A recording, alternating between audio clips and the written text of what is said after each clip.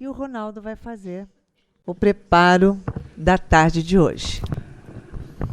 Boa tarde, pessoal.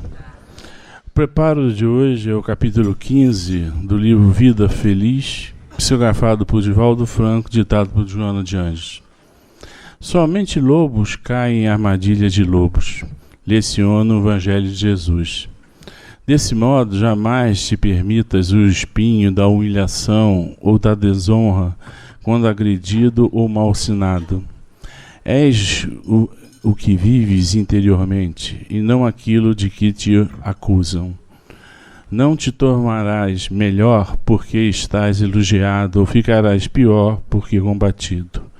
Permanece honrado e discreto, sendo tu mesmo em busca do aprimoramento íntimo. Fui no Evangelho, por acaso, capítulo 20, Trabalhadores da Última Hora, item 2, Missão dos Espíritas, como a Idaci estava comentando. Aí eu peguei um pequeno trechozinho. Que importam as ciladas que armarem no vosso caminho? Somente os lobos caem nas armadilhas de lobos, pois o pastor saberá defender as suas ovelhas contra os carrascos emuladores. Peguei um exemplo de um conto para exemplificarmos como nós somos frágeis, como a gente temos que ficar atentos. A sabedoria do samurai. Conta-se que perto de Tóquio morava um grande samurai. Já muito idoso, agora ele dava aula para só alunos. Apesar da sua idade, corria a lenda de que ainda era capaz de vencer qualquer combate. Apareceu por ali um jovem guerreiro que era famoso por usar a técnica da provocação. O jovem guerreiro jamais havia perdido uma luta.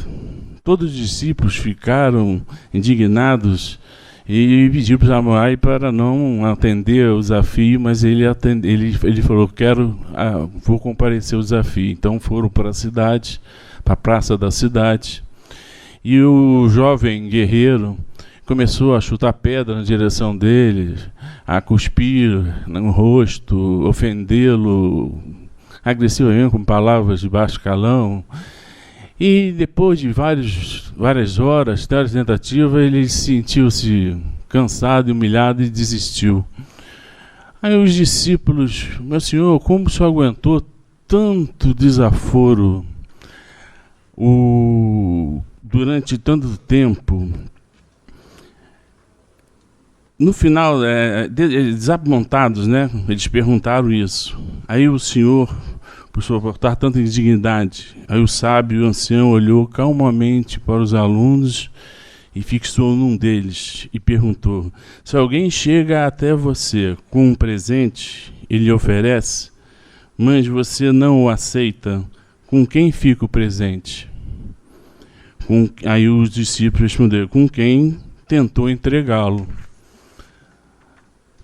Pois bem, o mesmo vale para qualquer outro tipo de provocação e também para a inveja, raiva, insultos, etc.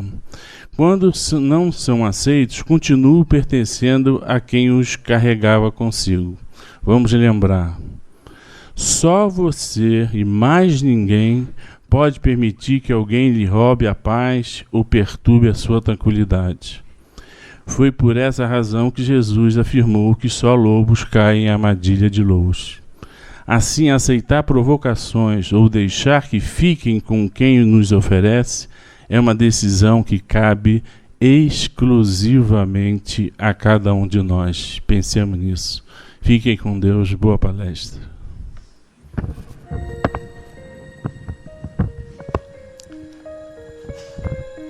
Jesus, Mestre amoroso, amigo, que nos envolve nesta tarde de hoje,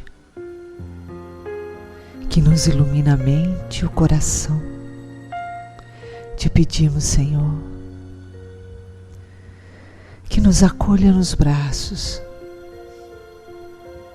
dando-nos o despertar, a consciência da vida.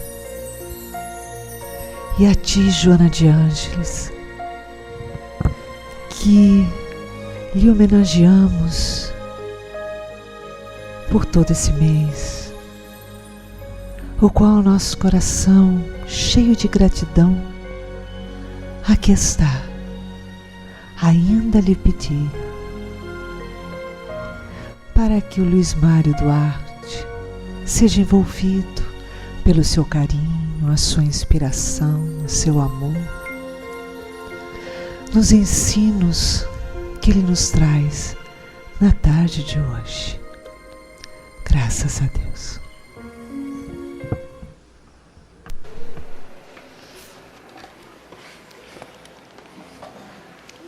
Boa tarde. Boa tarde. Bom, sempre que vocês virem Marcelo, está escrito o quê? Luiz Mário. Na semana passada era o Marcelo, mas a ordem dos fatores não altera o produto. Bom, semana passada era o Marcelo e tadinho, né? Eu não pude. Era você. Era eu. Aí o Marcelo me substituiu. O mau karma dele, ele tem karma comigo mesmo. Então hoje eu estou aqui, né, substituindo o Marcelo. Isso mostra inequivocamente que todos nós somos um, né? Que ninguém é diferente do outro. Então, não faz diferença nenhuma. Então, eu não sei se o meu tema era o tema dele, se o tema dele foi o meu, mudou alguma coisa ou o tema é do dia? Então vou fazer a lição do Marcelo. Tá? E o que nos coube hoje estudar? Esse livro maravilhoso, que ninguém pode desencarnar sem ler. O Amor como Solução. Que é essa capa mais maravilhosa ainda, porque ela representa... Vocês sabem quem é essa menina bonita aqui? É Vênus, de Botticelli. Tá certo? É o Nascimento de Vênus. É uma tela linda, né? E todos nós... Eu acho significativo que essa capa seja para esse livro, O Amor como Solução, porque Vênus, né, Afrodite, é a deusa do amor. Né? E a tela de Botticelli, ela representa exatamente o nascimento de Afrodite, cercada pelas ninfas, por apsaras, por seres transcendentais, e ela nasce do mar numa concha. Né? Trazendo para o ser humano uma ideia fundamental que já existe na mentalidade grega, que é a ideia do amor. E é o amor como solução. E é a nossa Afrodite de Botticelli que está aqui. Eu gosto muito dela. Eu conheci Botticelli em outra vida, obviamente. É um bom sujeito. Tá? Capítulo 23. Tá? Inquietações prejudiciais. Olha só. E será que existe? Aí, quando eu li o título, bom, já li o título, já gostei. O amor como solução, né? Já traz um desafio, por quê? Para a gente apresentar esse tema para vocês, a gente tem que ter alguma experiência desse amor, né? Para apontá-lo como uma solução verdadeira. Não como algo teórico, algo que seria bom que nós tivéssemos, não é verdade? Mas o amor é uma experiência que todo ser humano, em algum momento, ele já teve. É ou não é verdade? Alguém aqui ama seu pai? Todo mundo aqui tem pai. Levanta a mão quem ama o pai. Bastante gente. Levanta a mão quem ama a mãe. As mães venceram os pais. Mas por que isso, né? É uma coisa triste, né? Eu vou reencarnar mulher só para ser mãe. Entendeu? Para alguém amar. Então, jamais o quê? Então, olha só. A experiência do amor é universal? É universal. Você ama a mãe, ama o pai, ama o filho, ama a sua casa, né? Ama o seu Fusca, um violão, a nega chamada Teresa. Obviamente que ele é flamenguista, na verdade, eu sou flamengo, eu não, eu sou tricolor, né? Já estou adiantado no caminho espiritual. Então, mas vocês vejam o que é o amor, né? Você ama, mesmo que o filho seja feio, Flamengo, você ama, entendeu? E você sofre por ele. Isso é uma inquietação prejudicial ou não? Sofrer pelo Fluminense, a gente já... Não. Sofrer pelo Fluminense também é uma inquietação prejudicial.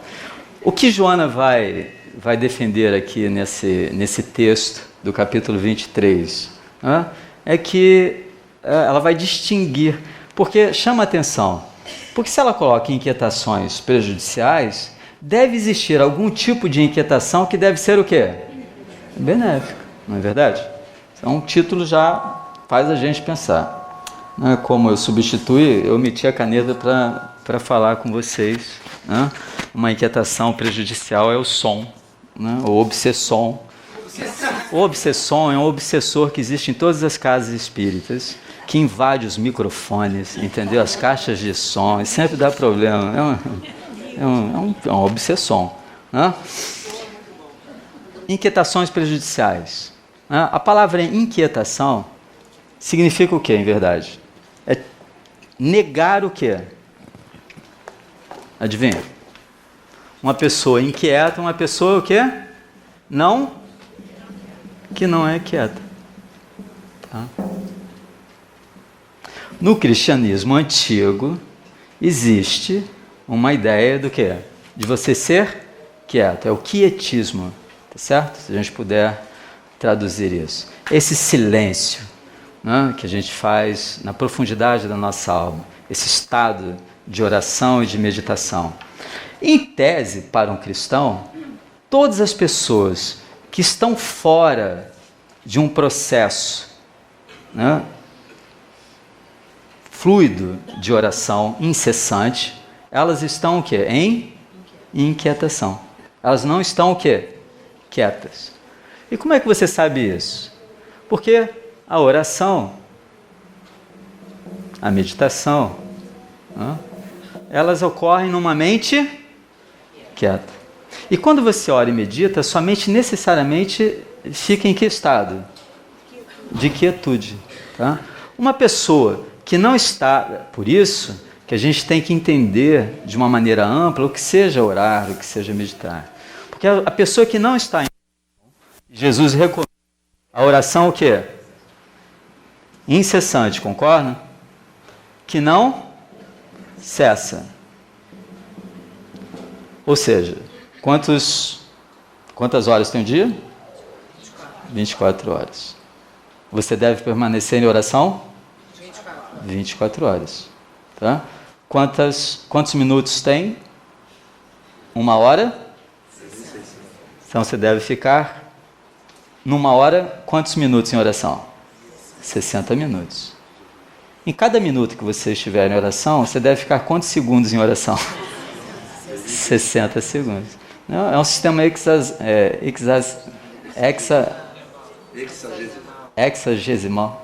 Tá bom. Não? Que é o nosso tempo, a gente mede o tempo assim. Então, olha só. O que ele está dizendo? Não? Que você deve permanecer sempre o quê? Quieto. Porque se eu sou quieto, eu sou capaz de fazer o quê? De ouvir, de ver. E quando as coisas acontecem, né? Você sabe como ladrão chama gente? Desatento? Inquieto? De otário. Né? Por quê? Pra gente, quando eles nos assaltam, nos abordam, eles conseguiram nos surpreender, porque nós somos o quê? Desatentos. E a desatenção é a própria o quê?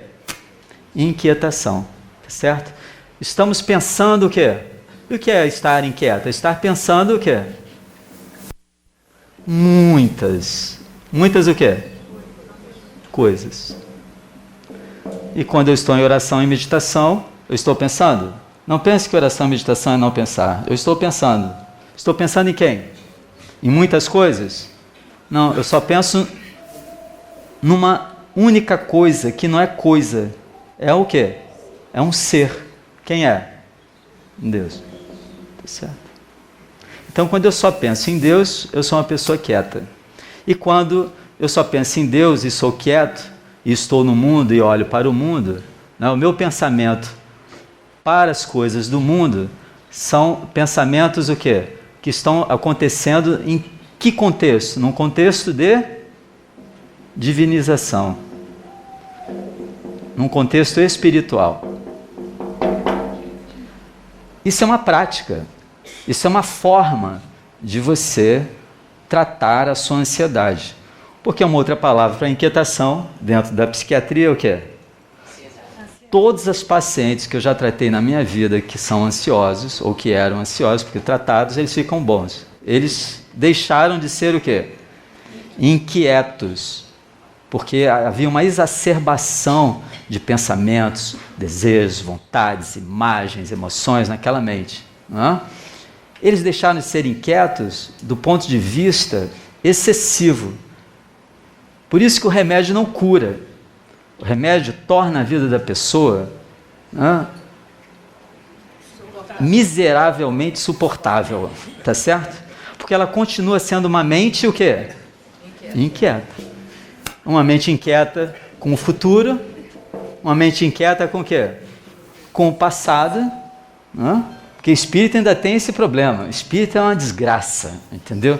Porque você fica inquieto com o que você fez em outra vida, e você fica inquieto com o que vai te acontecer nas próximas, não é nem na próxima, nas próximas, porque se você não fizer o trabalho direitinho, você pode ter certeza que você vai ter uma próxima. Qual a única forma de você não ter uma próxima vida? Adivinha? É você viver esta vida ficando quieto. E viver quieto nessa vida não é viver morto, não. Mas é morrer para o mundo. Tá certo? Você vai ter que morrer de qualquer jeito. Então morra logo, entendeu? Não é uma apologia do suicídio, mas é do egocídio. Tá certo? Porque se você se preparar para uma experiência da transcendência, de uma vida espiritual profunda, onde você sai do tempo, onde para você tudo é presente, você não tem mais problemas com o quê? Nenhum problema com isso. Você está onde? Aqui e agora. É um presente, é um gift, é um presente. Você está aqui agora, centrado, enraizado no que você está vivendo. Valorizando as coisas transitórias do mundo, a partir de uma quietude, não de uma inquietude. É disso que Joana está falando nesse capítulo 23. E não pensem que é diferente, porque é tudo traduzível numa linguagem cristã, porque Joana de Ângeles foi Joana de Cusa, foi Santa Clara, foi Juana de la Cruz, foi Joana Angélica. Ela sempre foi o quê? Uma pensadora cristã, e uma pessoa que existiu no mundo no modo cristão de ser. E ela não perde o tempo dela. Tudo que ela quer é que o rebanho dela, dos assistidos pelo paizinho espiritual dela, Francisco, voltem a uma experiência significativa e profunda de si mesmos, onde a quietação da sua mente é essencial. Certo? Então, quando você está quieto, você pode estar no mundo inquieto, porque a inquietude do mundo não tira você do seu centro.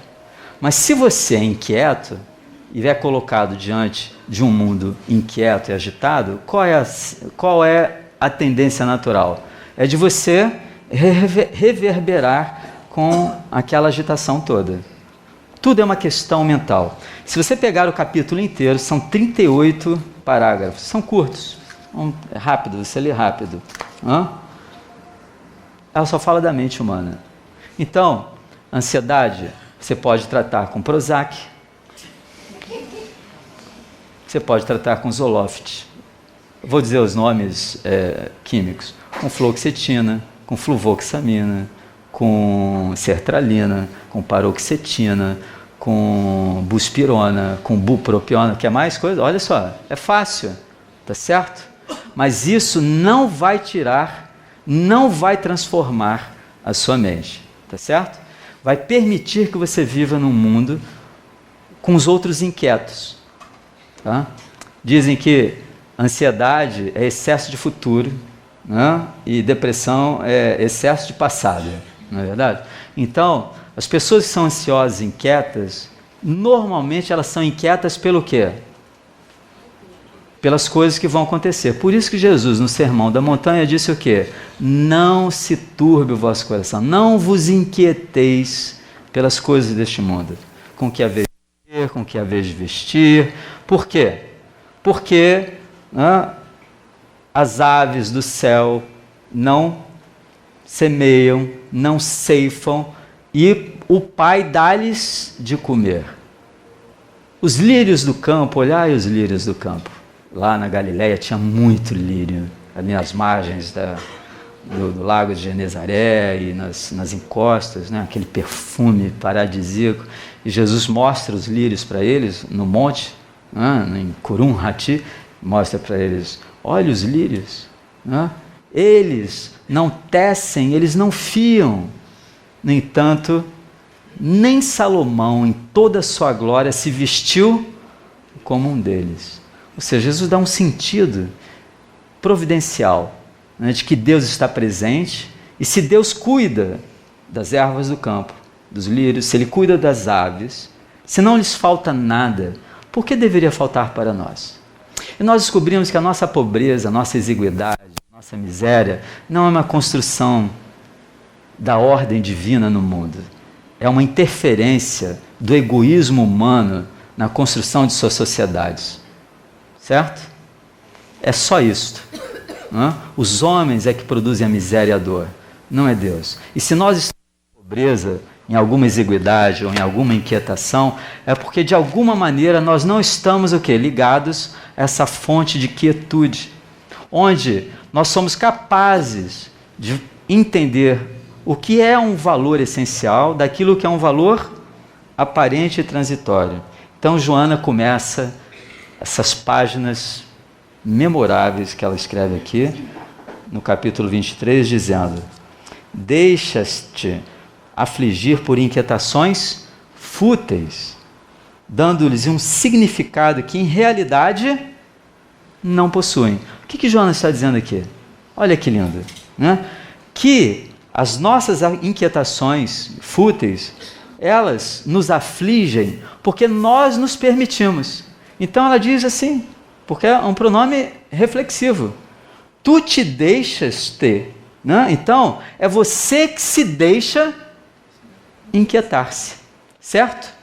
Então isto, ela não está dizendo que é o mundo que está te inquietando. Ela está dizendo que é o quê? Que a sua mente, é você que se coloca na posição de inquietude. E elas são significativas ou elas são superficiais, fúteis, passageiras, dando-lhes um significado que em realidade não possuem. Quem empresta significado às coisas? Nós, não é verdade? Não atirem seus santos aos porcos, não atirem pérolas aos porcos, não deem os santos aos cães. Por quê? Porque santo e pérolas para os porcos e para os cães tem algum valor? Eles dão um valor para isso? Então entenda o seguinte, que a sua mente que empresta significado às coisas não tem um valor em si mesmas. É a minha mente que dá um sentido, a minha mente que dá um significado, a minha mente que empresta um valor. Tá certo? Se você estiver passando ali embaixo, na Gilberto Amado, se você vir um casal se beijando, você vai dizer, ai, que maravilha, que coisa linda. Se o rapaz parecer o seu marido, entendeu? Olha só, mudou o valor. Olha, todo mundo riu. Isso, é humor negro, entendeu? Vocês riram porque vocês se reconhecem. O nome disso é o quê? Ciúme, não é verdade? Por que você, no riu do outro, você achou cute, oh, coisa linda, maravilhoso. Aí quando você vê, quem é aquele careca lá, entendeu? Não é verdade? Quem é aquela mulher? Quem é isso e aquilo outro? Porque se você vir seu filho no colo do seu marido, vai ser uma coisa. Se você vir seu filho no colo de um estranho, o que você vai sentir imediatamente? É o valor. Por que aquela criança, se ela é de outra mãe, está no colo daquela pessoa, não significa nada para você? Não é verdade? Se uma pessoa está morrendo agora na Coreia do Norte, perseguida por aquele ditador, ou se o Estado Islâmico está... Um amigo meu, né, uma amiga minha, me falou que o filho dela trabalha numa empresa de engenharia, que os engenheiros se reúnem para ficar rindo das pessoas degoladas. Eu ouvi aquilo e falei assim, o que significa isso? Como é que você pode rir, né, numa situação em que um ser humano, né, se podemos chamá-lo de ser humano, eu prefiro chamá-lo de ser humano, porque é um ser humano que está fazendo isso com outro ser humano. Ainda que isso seja bestial, demoníaco, ele está num corpo humano, ele é um ser humano, ele pode pensar, ele sabe o que está fazendo. E as pessoas olham aquilo rindo. Você tem que entender que são sociopatas. Em psiquiatria a gente chama isso de transtorno de personalidade antissocial, é falta de empatia. Se você não é capaz de sentir a dor do outro, não é verdade? Então, é uma questão de valor. A minha mente oferece valor às coisas. Ela diz assim, consideras a falta de coisas quase inúteis como um infortúnio, com total esquecimento por tudo quanto dispões. Então, de novo aqui, considerar falta de coisa, essa consideração nasce aonde? No estado de necessidade física ou na sua mente? Ela está falando de coisas, de comida, de abrigo, ou ela está falando de coisas fúteis? É aquela marca, daquela bolsa, daquele carro, daquela viagem, aquela coisa. Você precisa disso para sobreviver? Não. Olha como ela vai desenvolver o pensamento dela. Tudo bem que você queira. Tem algum problema você querer ter? Não. Tem algum problema você ter? Não. Qual é o problema? É você se inquietar para ter. E ter um problema com as pessoas que têm e você se compara com as pessoas que têm e você não tem. Tá certo? Ela diz assim, você está esquecendo das coisas que você tem.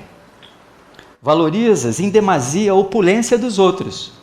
A facilidade com que conseguem resultados positivos nas suas realizações.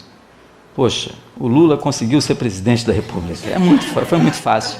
Deixando-te abater por aflições destituídas de justificação. Não é verdade? O cara está nadando no dinheiro, né? Estão lá roubando, estão isso, aquilo, outro, e você fica como? Qual é o seu sentimento? Por que você fica inquieto? É uma indignação justa ou é porque você não admite que aquelas pessoas deveriam ter? É uma reflexão para nós todos. Então, que conseguem resultados positivos, deixando-te abater por aflições destituídas de justificação. Se o sujeito tem, se o seu vizinho tem um Jaguar, contente-se com o seu Fusca, que o Fusca hoje está caro também. O carro no Brasil é muito caro. O que te falta? O que te falta... Com certeza, olha só o que Joana diz, nossa querida mentora, não te faz falta. Portanto, quando vocês descerem, já façam as doações, para as pessoas que têm verdadeiramente falta de coisas ali no Rio das Pedras, que é a favela que essa casa atende. Mais de uma centena de famílias, milhares de pessoas. Se sobra no seu bolso, e não te faz falta, se você acha que te faz falta, passe uma semana no barraco e você vai descobrir o que é sentir falta do que é essencial, do que é necessário, tá certo? É a ambição que te atormenta, são os desejos, olha só, os desejos infrenes pelas coisas. Do que Joana está falando? De ambição. Essa ambição, ela identifica com o quê? Com desejo. Você tem desejo de orar ou tem desejo de ir para o shopping? Se eu convidar vocês para nós lermos o Evangelho meia-noite, é a hora da assombração, do lobisomem, ou 10 horas da noite, e você tem uma super festa para ir, o que você faz? Vamos para o Evangelho. Vamos para o Evangelho, que legal, É a ambição que te atormenta. Olha o que ela diz. São os desejos infrenes, sem freio, por Deus ou pelo quê? Pelas coisas. Coisas é o quê? Roupa, sapato, comida, viagem, carro, apartamento, tarará, tererê, tererê. Esse desejo pelas coisas é que te atormenta. Então, o que te atormenta são as coisas ou seu desejo pelas coisas? As coisas não têm a propriedade de te atormentar. Só quem tem a propriedade de te atormentar é teu marido, tá certo? Logo você descobre que ele não é coisa. Não pode mais chamar ele de coisa. Essa coisa. Não, ele é coisa também. Portanto, ele não tem a capacidade de atormentar. É você que se atormenta com o desejo de ter um marido perfeito. Se você acredita em Papai Noel, acredite em marido perfeito. Né? Tem uma piada assim, né? Você está dentro do carro com Papai Noel, né? com um duende e um marido perfeito. Né? E você está no carro, você é mulher, está dirigindo. Quem bateu com o carro? A mulher, é óbvio. Porque ela bate com o carro. 2, porque não existe Papai Noel, não existe duende, não existe marido perfeito. É a conclusão lógica, né, necessária da coisa. Meninas, eu sei que vocês podem dizer. Na raiz, olha só, é a ambição que te atormenta. Vocês vejam quantas coisas a gente pode extrair de um texto. Parece simples, não é verdade? Mas Joana está falando das verdades mais profundas do cristianismo. Está falando das coisas mais profundas do cristianismo original, está lá na fonte. E quando Joana faz essa série psicológica, ela está dizendo, meu irmãozinho, ou 171 espiritual, acorda, entendeu? As coisas estão na sua mente, você tem que despertar. É o desejo, é uma questão sua. Volte-se para dentro de si mesmo. Não acredite que o tempo, uma nova vida, circunstâncias, tudo depende em verdade de quem? De você reorientar a sua mente. Então, é a inveja consciente ou não em relação a outras pessoas, em competição tormentosa para que tu sejas, igual ou mais aquinhoado. O que surge aqui? Uma ideia de quê? De quantidade. E nessa ideia de quantidade, você é um indivíduo que faz o quê? Se compara com outra pessoa, onde você é igual, onde você é o quê? Menor ou igual, não é verdade? Então, você vê que esses desejos por coisa, você não deseja coisas que não existem na sociedade, você deseja coisas que a nossa sociedade de consumo produz. E que diz para você que coisas são iguais a quê? A ter sucesso. Veja os comerciais. Viu? Comercial, eles seguem. Vão estudar, vocês vão ver que todos os comerciais hoje feitos na televisão seguem uma coisa do Seligman, que é um psicólogo que trata de filosofia, de psicologia positiva. Tá certo? Então, Facebook já é um retrato disso. Vocês conhecem alguém triste no Facebook? Eu não conheço ninguém.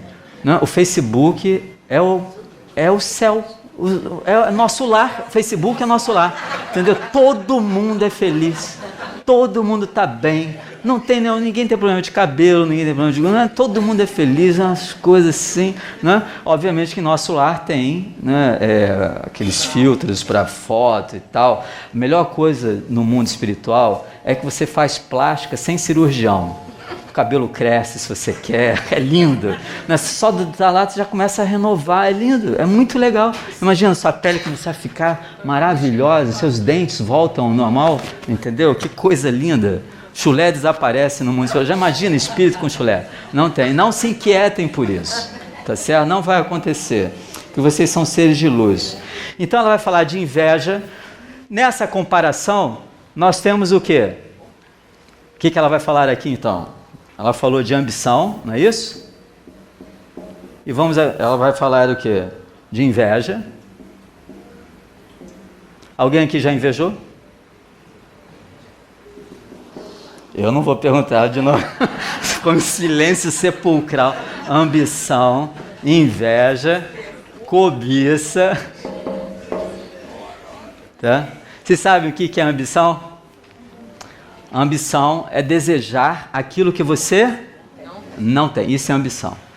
Eu não tenho um sapato. Eu quero ter um sapato. Então eu tenho a ambição de ter um sapato.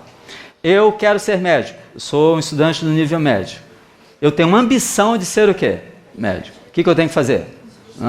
Estudar. Se não estudar e ser médico, não adianta. A desgraça é que tem que estudar o resto da vida. É infernal. Entendeu? É melhor ser, sei lá, político. Você não precisa estudar. Ser presidente da República sem ler um livro, ainda diz isso. Né? Porra. Muito melhor, muito melhor. Eu tenho um sobrinho, o Renan, ele era pequenininho, né? Ele via assim, Renan, o que você quer ser quando crescer? Hoje ele é médico, né? Eu quero ser político. Ele já tinha tino pro negócio, mas a alma dele se consertou, entendeu? E ele, né, se salvou. Ambição, então, é você desejar o que você não tem. O que é cobiça? É desejar o que o outro tem. Tá certo? Tudo bem? Ok? Tudo bem. E o que é inveja? É desejar que o outro não tenha. Desgraçado, aquele cabelo. Isso é o quê? Inveja. Inveja não é desejar a coisa do outro. Desejar ter o carro que seu vizinho tem é o quê? Ambição. Desejar que seu vizinho não tenha o carro que ele tem é o quê? Inveja. Desejar o carro do seu vizinho. Eu quero esse carro para mim. Entendeu? É o quê? É ladrão. É cobiça. Tá? E tem uma outra. Adivinha? Joana fala aqui. Ciúme. O que é o ciúme? É desejar o que você já tem. Bobo. Boba. Entendeu? Todo ciumento é um bobo. Ele já deseja, é burro. Ele deseja o que ele já tem. Entendeu? Por que você olhou para lá? É louco, completamente doido. Todos eles acabam no meu consultório. É uma questão de tempo. Nesta vida ou na outra vida. Que é o que eu não sou bobo, né? Eu vou reencarnar psiquiatra. Entendeu? Porque do jeito que o mundo vai, entendeu? As pessoas estão aí malhando, ninguém vai mais reencarnar com doença de coração, entendeu? Mas vai todo mundo reencarnar maluco. Eu vou continuar tendo meus pacientes. Tá certo? Então Joana fala dessa inquietação inútil. Porque, se vocês observarem, as palavras que ela vai usar no texto se referem a um desejo por coisas. Não importa que seja do outro, não importa que você não tenha, não importa que você queira o que o outro tem, não importa que você queira uma coisa que você tem. O problema é que você deseja algo que não é essencial para você. Eu tenho 5 minutos, eu estou no terceiro parágrafo. Então, eu desejo mais tempo. Você me dá mais tempo? Não. Tá vendo? Olha, estou frustrado, inquieto e já sei que não vai dar tempo. Eu vou sair daqui com aquela sensação horrorosa de que eu não cumpri o meu trabalho. Tá? Então, vou tomar frontal, que é mais rápida, entendeu? Rebotei. Na raiz de muito tormento, pessoal, mas em verdade você deve orar para você. Na raiz de muito tormento pessoal encontram-se ocultos, olha só o que ela diz, sentimentos inferiores que se demoram no espírito portador de mesquinhez e egoísmo. O que ela está identificando? Que todas essas inquietações prejudiciais, que são inúteis, elas residem onde? Num coração que se demora no egoísmo. Nasce de um indivíduo centrado aonde? No seu próprio ego.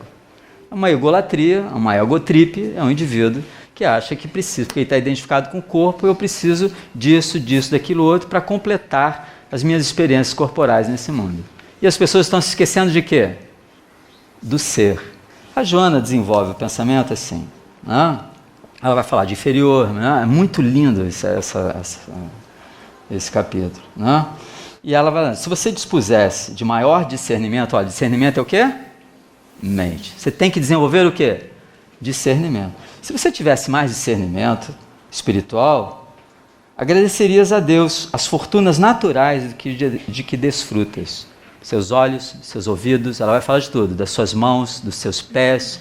Você anda, você vê, você ouve, você senta, você levanta, você sente fome, você tem sono, dorme, você tem um corpo, você está saudável, você tem o quê? Um tesouro. Se você tem esse corpo saudável, ela está te conduzindo o pensamento. Você vai deduzir isso daqui do texto. Se você já tem esse recurso natural, Deus não vestiu as ervas do campo? Ele não alimentou os pássaros? O que Ele deu para você? Um corpo saudável. Você pensa, você raciocina, você sente? Então você pode se dedicar a uma busca do quê? Daquilo que é essencial. Aí ela vai dizer assim, inquietação justa é você buscar um contato íntimo consigo mesmo. Não se acomode com conquistas espirituais que ela considera transitórias, ela vai dizer, tá? Há motivos sim para preocupações, parágrafo 16, porém relevantes e profundas, aquelas que dizem respeito às questões espirituais, tendo em vista o impositivo do progresso que te espera. Ela não está falando para você ficar inquieto com o seu futuro, que eu tenho que... Ela está dizendo assim, cara, você está aqui para aprender alguma coisa sobre si mesmo. E é uma coisa boa. Então, não se justifica um sofrimento. O que ela vai chamar de uma inquietação justa, que se opõe a essa inquietação inútil, né, prejudicial, é uma que te ajuda. Assim, eu não estou satisfeito com a minha mente mundana, desejosa de coisas. Mesmo que eu já tenha amealhado conhecimentos espirituais acerca de reencarnação, do que é importante na vida e tal, mas porque a minha mente ainda assim é uma mente o quê? Inquieta. E eu quero uma mente quieta. Ela diz assim, essa inquietação é boa. Uma inquietação que busca uma mente quieta. É justa.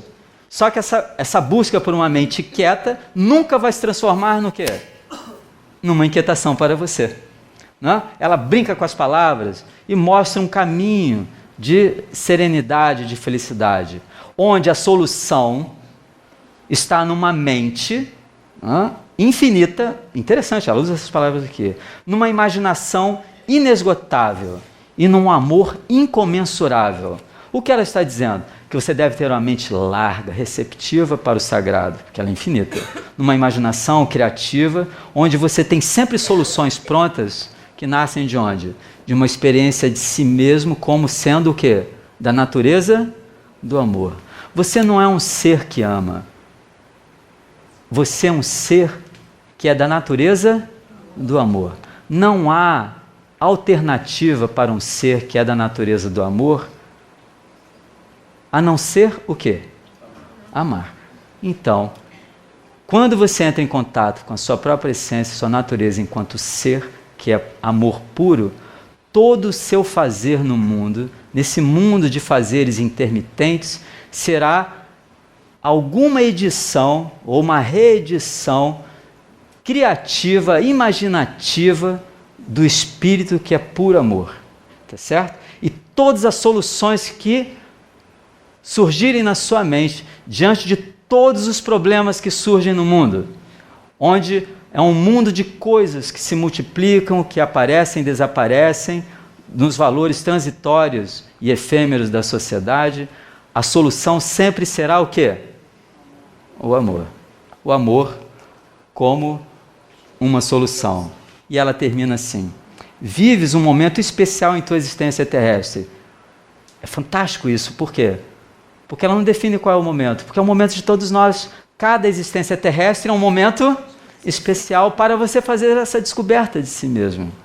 E ela diz assim, em toda parte já se sente que algo está acontecendo, embora muitos ainda não possuam ouvidos para ouvir, nem olhos para ver. Se você linkar isso lá atrás. Mas se você já tem esse olho que vê o que é essencial, esse ouvido que presta atenção ao que é eterno, então ela diz assim, né? Há uma grande turbulência que se avoluma, informando a instalação da era do amor que se estabelecerá na Terra e de que podes fazer parte desde já. No futuro ou agora? Desde já. Se te integrares na legião dos trabalhadores da fraternidade e do progresso, o amor como uma solução, sem queixas nem inquietações.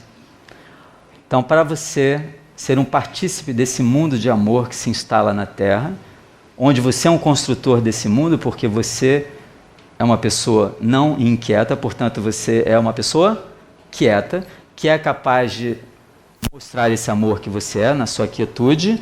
Ela diz assim, finalmente: decide-te e ser bem-vindo. Ela te convida para entrar no mundo dela. Muita paz para vocês.